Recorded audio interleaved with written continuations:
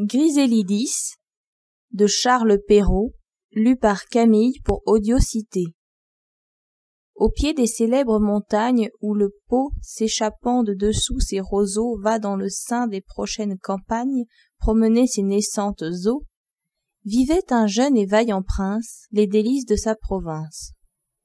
Le ciel, en le fermant sur lui tout à la fois, versa ce qu'il a de plus rare, ce qu'entre ses amis d'ordinaire il sépare, et qu'il ne donne qu'au grand roi.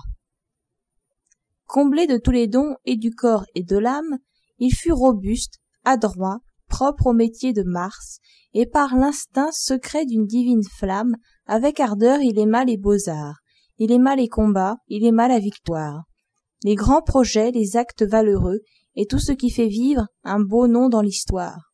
Mais son cœur, tendre et généreux, fut encore plus sensible à la solide gloire de rendre ses peuples heureux. Ce tempérament héroïque fut obscurci d'une sombre vapeur, qui, chagrine et mélancolique, lui faisait voir dans le fond de son cœur un esprit d'orgueil enivré, un cruel ennemi qui sans cesse n'aspire qu'à prendre un souverain empire sur l'homme malheureux qui lui sera livré. Le fréquent usage du monde accrut encore cette haine profonde. Il jura donc plus d'une fois, quand même le ciel pour lui, plein de tendresse, formerait une autre Lucrèce, jamais de l'hyménée il ne suivrait les lois. Ainsi, quand le matin qu'il donnait aux affaires, il avait réglé sagement toutes les choses nécessaires au bonheur de son gouvernement, que du faible orphelin de la veuve oppressée, il avait conservé les droits, ou banni quelque impôt qu'une guerre forcée avait introduit autrefois, l'autre moitié de la journée à la chasse était destinée, où les sangliers et les ours, malgré leur fureur et leurs armes, lui donnaient encore moins d'alarme que le sexe charmant qu'il évitait toujours. Cependant, ces sujets que leur intérêt presse de s'assurer d'un successeur qui les gouverne un jour avec la même douceur, à leur donner un fils le conviait sans cesse. Un jour, dans le palais, ils vinrent tous encore pour faire leur dernier effort. Un orateur, d'une grave apparence et le meilleur qui fut alors, dit tout ce qu'on peut dire en pareille occurrence. Il marqua leur désir pressant de voir sortir du prince une heureuse lignée qui rendit à jamais leur état florissant. Il lui dit même en finissant qu'il voyait un astre naissant issu de son chaste hyménée qui faisait pâlir le croissant. D'un ton plus simple et d'une voix plus forte, le prince à ses sujets répondit de la sorte. Le zèle ardent dont je vois qu'en ce jour vous me portez au nœud du mariage me fait plaisir, et met de votre amour un agréable témoignage. J'en suis sensiblement touché, et voudrais, dès demain, pouvoir vous satisfaire. Mais à mon sens, l'hymen est une affaire où plus l'homme est prudent, plus il est empêché. Observez bien toutes les jeunes filles. Tant qu'elles sont au sein de leur famille, ce n'est que vertu, que bonté, que pudeur, que sincérité. Mais sitôt que le mariage au déguisement a mis fin, et qu'ayant fixé leur destin, il n'importe plus d'être sages, elles quittent leur personnage, non sans avoir beaucoup pâti, et chacune, dans son ménage, selon son gré, prend son parti. L'une, d'humeur chagrine, et que rien ne recrée, devient une dévote outrée qui crie et gronde à tout moment. L'autre se façonne en coquette, qui sans cesse écoute ou casquette, et n'a jamais assez d'amant. Celle-ci, des beaux-arts, follement curieuse, de tout décide avec hauteur, et critiquant le plus habile auteur, prend la forme de précieuse. Cette autre s'érige en joueuse, perd tout, argent, bijoux, bagues, meubles de prix, et même jusqu'à ses habits. Dans la diversité des routes qu'elles tiennent, il n'est qu'une chose où je vois qu'enfin toutes elles conviennent, c'est de vouloir donner la loi. Or je suis convaincu que dans le mariage, on ne peut jamais vivre heureux quand on y commande tous deux. Si donc vous souhaitez qu'à l'hymen je m'engage, cherchez une jeune beauté sans orgueil et sans vanité, d'une obéissance achevée, d'une patience éprouvée, et qui n'ait point de volonté. Je la prendrai quand vous l'aurez trouvée. Le prince, ayant mis fin à ce discours moral, monte brusquement à cheval, et court joindre, à perte d'haleine, sa meute qui l'attend au milieu de la plaine. Après avoir passé des prés et des guérets, il trouve ses chasseurs couchés sur l'herbe verte. Tous se lèvent et tous alertes font trembler de leur corps les hôtes des forêts. Les chiens courant l'aboyante famille, de çà, de là, parmi le chaume brillent, et les limiers, à l'œil ardent, qui du fort de la bête à leur poste reviennent, entraînent en les regardant les forts valets qui les retiennent.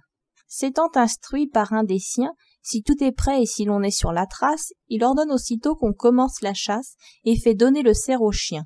Le son des cors qui retentissent, le bruit des chevaux qui hennissent, et les chiens animés, les pénétrants à bois, remplissent la forêt de tumulte et de trouble. Et pendant que l'écho sans cesse les redouble, s'enfonce avec eux dans les plus creux du bois. Le prince, par hasard ou par sa destinée, prit une route détournée où nul des chasseurs ne le suit. Plus il court, plus il s'en sépare. Enfin, à tel point, il s'égare, que des chiens et des cors il n'entend plus le bruit. L'endroit où le mena sa bizarre aventure, clair de ruisseaux et sombre de verdure, saisissait les esprits d'une secrète horreur. La simple et naïve nature s'y faisait voir, et si belle et si pure, que 1000 fois il bénit son erreur. Rempli des douces rêveries qu'inspirent les grands bois, les eaux et les prairies, il sent soudain frapper et son cœur et ses yeux par l'objet le plus agréable, le plus doux et le plus aimable qu'il eût jamais vu sous les cieux. C'était une jeune bergère qui filait au bord d'un ruisseau, et qui, conduisant son troupeau, d'une main sage et ménagère, tournait son agile fuseau. Elle aurait pu dompter les cœurs les plus sauvages, délice son teint à la blancheur, et sa naturelle fraîcheur s'était toujours sauvée à l'ombre des bocages. Sa bouche de l'enfance avait tout l'agrément, et ses yeux qu'adoucit une brune paupière, plus bleue que n'est le firmament, avaient aussi plus de lumière. Le prince, avec transport, dans le bois se glissant, contemple les beautés dont son âme est émue. Mais le bruit qu'il fait en passant de la belle sur lui fit détourner la vue. Dès qu'elle se vit aperçue, d'un brillant incarnat, la prompte et vive ardeur de son beau teint redoubla la splendeur, et sur son visage épandu y fit triompher la pudeur. Sous le voile innocent de cette honte aimable, le prince découvrit une simplicité, une douceur, une sincérité dont il croyait le beau sexe incapable, et qu'il voit là dans toute leur beauté. Saisi d'une frayeur pour lui toute nouvelle, il s'approche, interdit, et plus timide qu'elle, lui dit d'une tremblante voix que de tous ses veneurs il a perdu la trace. Il lui demande si la chasse n'a point passé quelque part dans le bois. « Rien n'a paru, Seigneur, dans cette solitude, dit-elle, et nul ici que vous seul n'est venu. Mais n'ayez point d'inquiétude, je remettrai vos pas sur un chemin connu. De mon heureuse destinée, je ne puis, lui dit-il, trop rendre grâce aux dieux. Depuis longtemps je fréquente ces lieux, mais j'avais ignoré jusqu'à cette journée ce qu'ils ont de plus précieux. » Dans ce temps, elle voit que le prince se baisse sur le moite bord du ruisseau pour étancher dans le cours de son eau la soif ardente qui le presse. « Seigneur, attendez un peu, dit-elle, et courant promptement vers sa cabane, elle y prend une tasse, qu'avec joie et de bonne grâce, elle présente à ce nouvel amant. Les vases précieux de cristal et d'agate, où l'or en 1000 endroits éclate, et qu'un art curieux avec soin façonna, n'eurent jamais pour lui, dans leur pompe inutile, tant de beauté que le vase d'argile que la bergère lui donna. Cependant, pour trouver une route facile, qui mène le prince à la ville, ils traversèrent des bois, des rochers escarpés et des torrents entrecoupés. Le prince n'entre point dans de route nouvelle sans en bien observer tous les lieux alentour, et son ingénieux amour, qui songeait au retour, en fit une carte fidèle. Dans un bocage sombre et frais, enfin la bergère le mène, où de dessous ses branchages épais, il voit au loin dans le sein de la plaine les toits dorés de son riche palais. S'étant séparé de la belle, touché d'une vive douleur, appalant, il s'éloigne d'elle, chargé du trait qui lui perce le cœur. Le souvenir de sa tendre aventure avec plaisir le conduisit chez lui, mais dès le lendemain, il sentit sa blessure et se vit accablé de tristesse et d'ennui. Dès qu'il le peut, il retourne à la chasse, où de suite, adroitement, il s'échappe et se débarrasse pour s'égarer heureusement des arbres et des monts les cimes élevées, qu'avec grand soin il avait observés. Et les avis secrets de son fidèle amour le guidèrent si bien que malgré les traverses de 100 routes diverses, de sa jeune bergère il trouve le séjour. Il sut qu'elle n'a plus que son père avec elle, que Grisélidis on l'appelle, qu'ils vivent doucement du lait de leurs brebis, et que de leur toison, qu'elles seules elles filent, sans avoir recours à la ville, ils font eux-mêmes leurs habits. Plus il la voit, plus il s'enflamme des vives beautés de son âme. Il connaît, en voyant tant de dons précieux, que si la bergère est si belle, c'est qu'une légère étincelle de l'esprit qui l'anime a passé dans ses yeux. Il ressent une joie extrême d'avoir si bien placé ses premières amours. Ainsi, sans plus tarder, il fit dès le jour même assembler son conseil et lui tint ce discours. « Enfin, en loi de l'hyménée, suivant vos vœux, je vais m'engager.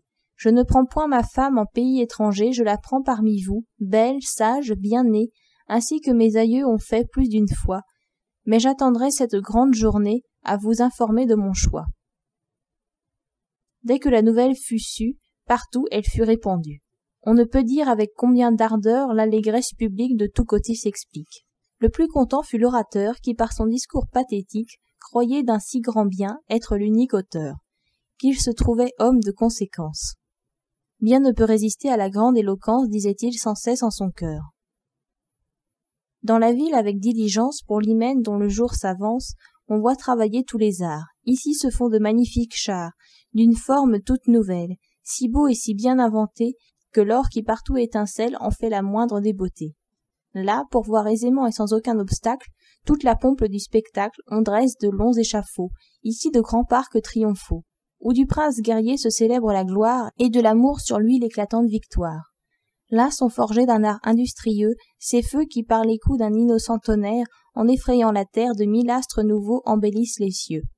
Là d'un ballet ingénieux se concerte avec soin l'agréable folie, et là d'un opéra peuplé de 1000 dieux, le plus beau que jamais ait produit l'Italie, on entend répéter les airs mélodieux. Enfin du fameux Hyménée arriva la grande journée. Sur le fond d'un ciel vif et pur, à peine l'aurore vermeille confondait l'or avec l'azur, que partout en sursaut le beau sexe s'éveille. Le peuple curieux s'épand de tous côtés. En différents endroits les gardes sont postés, pour contenir la populace et la contraindre à faire place. Tout le palais retentit de clairons, de flûtes, de hautbois, de rustiques musettes. Et l'on n'entend aux environs que des tambours et des trompettes. Enfin le prince sort, entouré de la cour. Il s'élève un long cri de joie. Mais on est bien surpris quand au premier détour de la forêt prochaine, on voit qu'il prend la voie, ainsi qu'il faisait chaque jour. Voilà, dit-on, son penchant qui l'emporte, et de ses passions, en dépit de l'amour, la chasse est toujours la plus forte. Il traverse rapidement les guérets de la plaine et gagne la montagne. Il entre dans le bois au grand étonnement de la troupe qui l'accompagne. Après avoir passé par différents détours que son cœur amoureux se plaît à reconnaître, il trouve enfin la cabane champêtre où logent ses tendres amours. Grisélidis, de l'hymen informé par la voix de la renommée, en avait pris son bel habillement, et pour aller voir la pompe magnifique de dessous sa case rustique, sortait en ce même moment. « Où courez-vous si prompte et si légère ?» lui dit le prince en l'abordant et tendrement la regardant. « Cessez de vous hâter, trop aimable bergère. La noce où vous allez, et dont je suis l'époux, ne saurait se faire sans vous. Oui, je vous aime, et je vous ai choisi entre 1000 jeunes beautés pour passer avec vous le reste de ma vie, si toutefois mes vœux ne sont pas rejetés. » « Ah, dit-elle, Seigneur, je n'ai garde de croire que je sois destinée à ce comble de gloire. Vous cherchez à vous divertir. »« Non, non, dit-il, je suis sincère. J'ai déjà pour moi votre père. » Le prince avait eu soin de l'en faire avertir. « Daignez, bergère, y consentir, c'est là tout ce qui reste à faire. Mais afin qu'entre nous une solide paix éternelle se maintienne, il faudrait me jurer que vous n'aurez jamais d'autre volonté que la mienne. »« Je le jure, dit-elle, et je vous le promets. Si j'avais épousé le moindre du village, j'obéirais, son jonc me serait doux. Hélas, combien donc d'avantages si je viens à trouver en vous et mon seigneur et mon époux. » Ainsi le prince se déclare, et pendant que la cour applaudit à son choix, il porte la bergère à souffrir qu'on la part des ornements qu'on donne aux épouses des rois. Celles qu'à cet emploi leur devoir intéresse, entrent dans la cabane et là, diligemment, mettent de la grâce à chaque ajustement. Dans cette hutte où l'on se presse, les dames admirent sans cesse avec quel art la pauvreté s'y cache sous la propreté. Et cette rustique cabane, que couvre et rafraîchit un spacieux platane, leur semble un séjour enchanté. Enfin, de ce réduit sort pompeuse et brillante, la bergère charmante, sur un grand char d'or et d'ivoire, la bergère s'assied pleine de majesté. Le prince y monte avec fierté et ne trouve pas moins de gloire à se voir comme amant assis à côté qu'à marcher en triomphe après une victoire. La cour les suit et tous gardent le rang que leur donne leur charge ou l'éclat de leur sang. La ville dans les champs presque toute sortie couvrait les plaines d'alentour et du choix du prince averti, avec impatience attendait son retour. Il paraît, on le joint.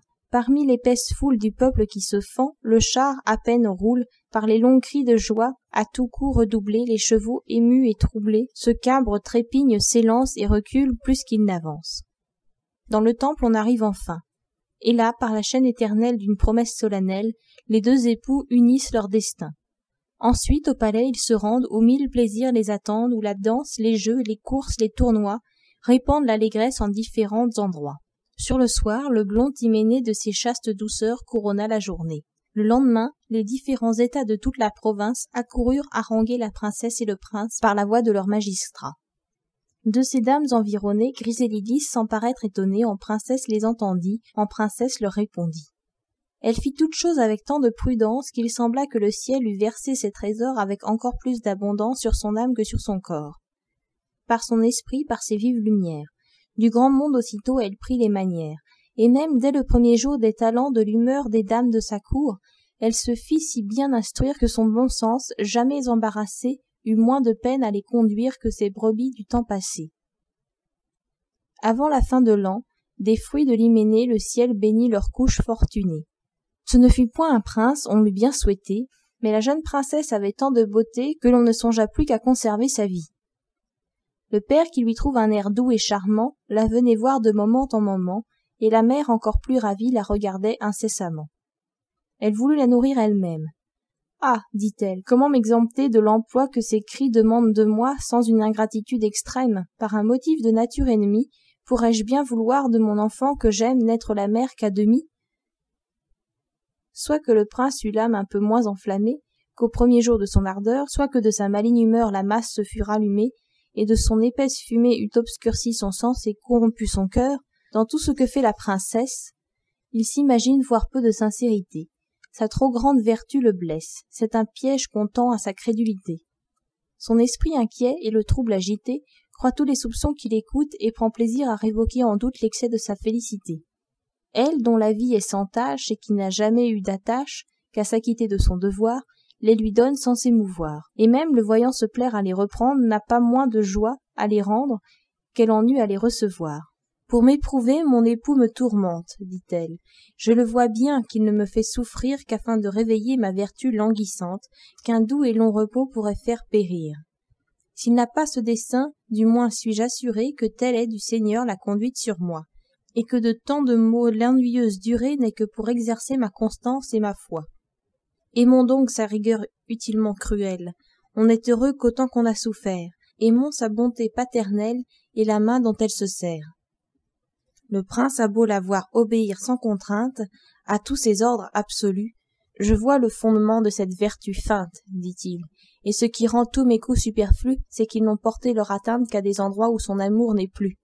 Dans son enfant, dans la jeune princesse, elle a mis toute sa tendresse. À l'éprouver si je veux réussir, c'est là qu'il faut que je m'adresse. C'est là que je puis m'éclaircir.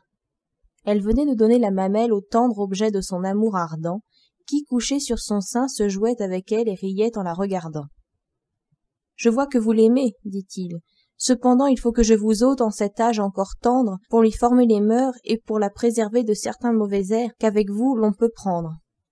Mon heureux sort m'a fait trouver une dame d'esprit qui saura l'élever dans toutes les vertus et dans la politesse que doit avoir une princesse. Disposez-vous à la quitter, et on va venir pour l'emporter. » Il la laisse à ces mots, n'ayant pas le courage ni les yeux assez inhumains pour voir arracher de ses mains de leur amour l'unique gage. Elle, de mille pleurs, se baigne le visage, et dans un morne accablement, attend de son malheur le funeste moment.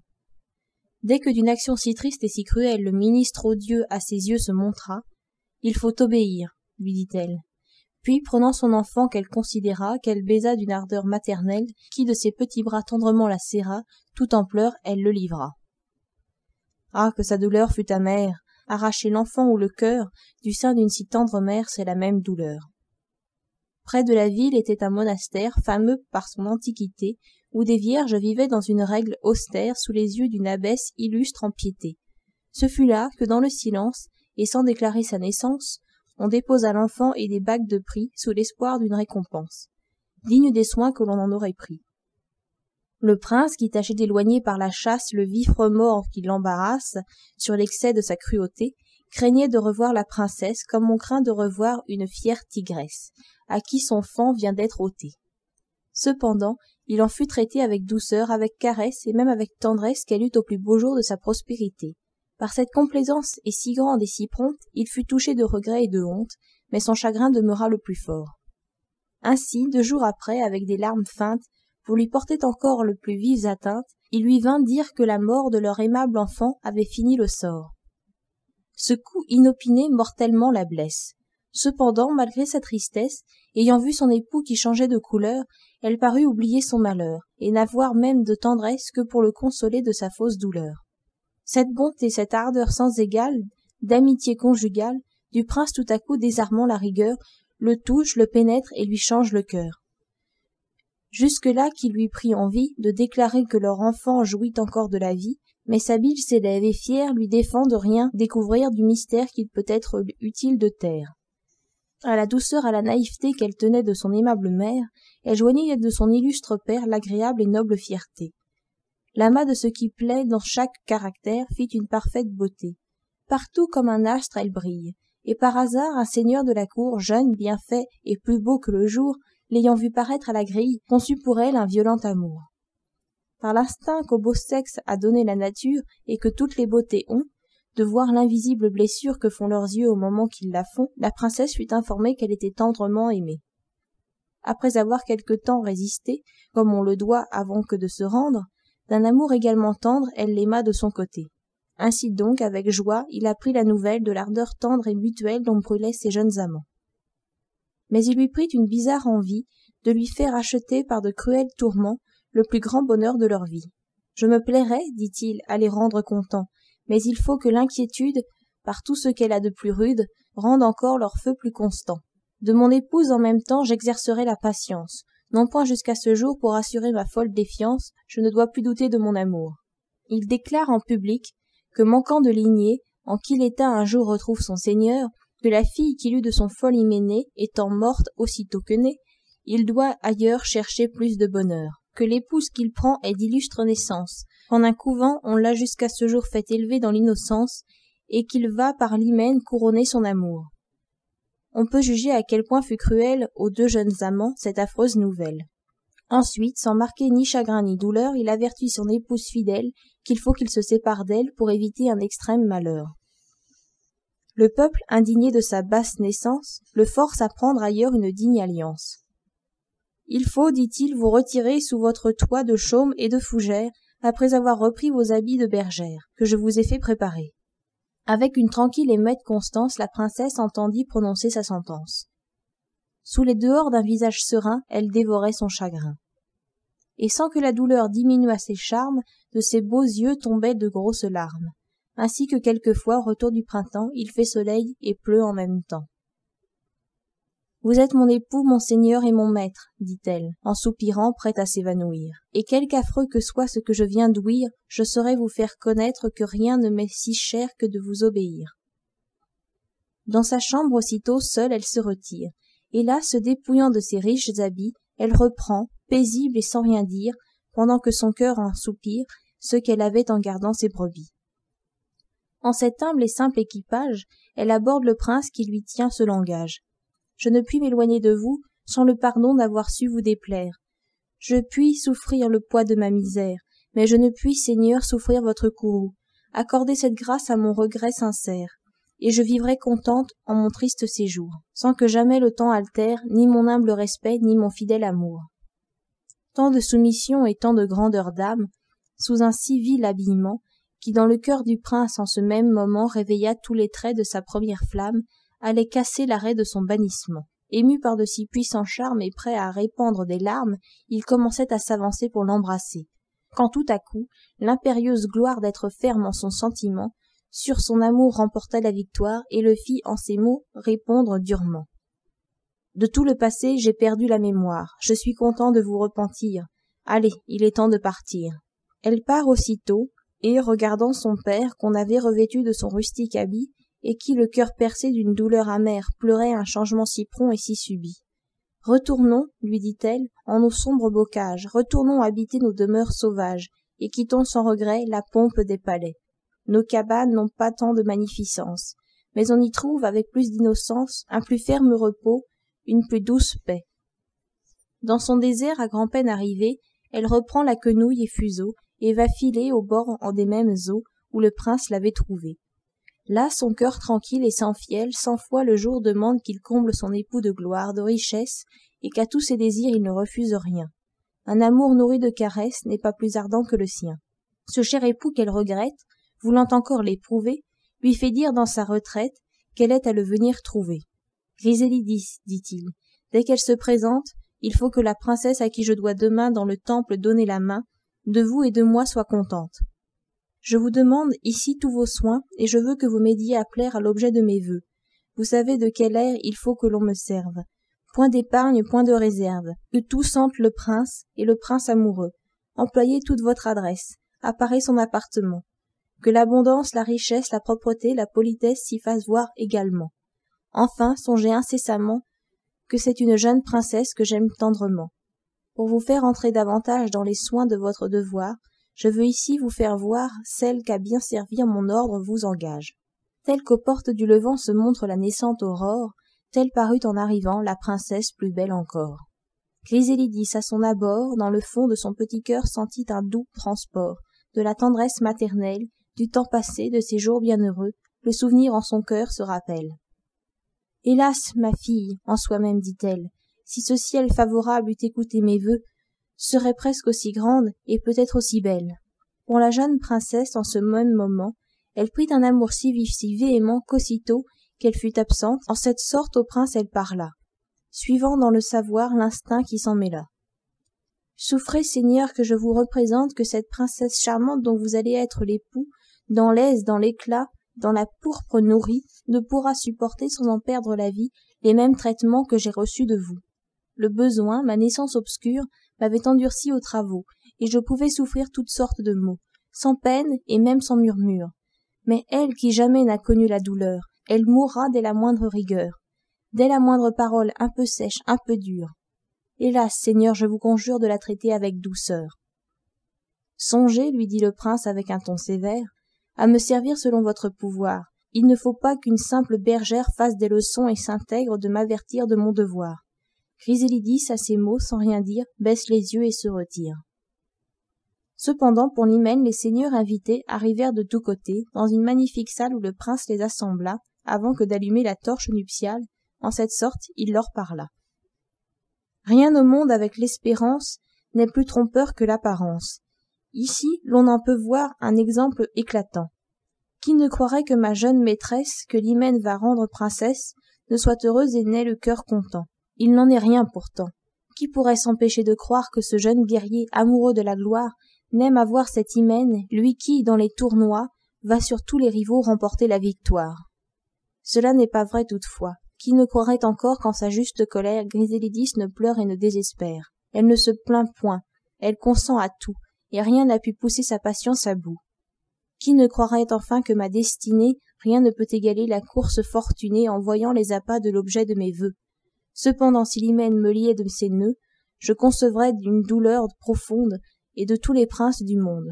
L'énigme vous paraît difficile à comprendre. 2 mots vont vous la faire entendre, et ces 2 mots feront évanouir tous les malheurs que vous venez d'ouïr.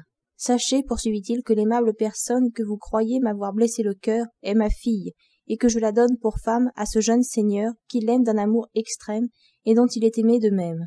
Je serai le plus malheureux. Sachez encore que, touché vivement de la patience et du zèle de l'épouse sage et fidèle que j'ai chassée indignement, je la reprends, afin que je répare, par tout ce que l'amour peut avoir de plus doux, le traitement dur et barbare qu'elle a reçu de mon esprit jaloux. Et si dans tous les temps doit vivre la mémoire des ennuis dont son cœur ne fut point abattu, je veux que plus encore on parle de la gloire dont j'aurai couronné sa suprême vertu. Par ce prompt éclaircissement, la jeune princesse, ravie d'apprendre que du prince elle a reçu la vie, se jette à ses genoux, qu'elle l'embrasse ardemment.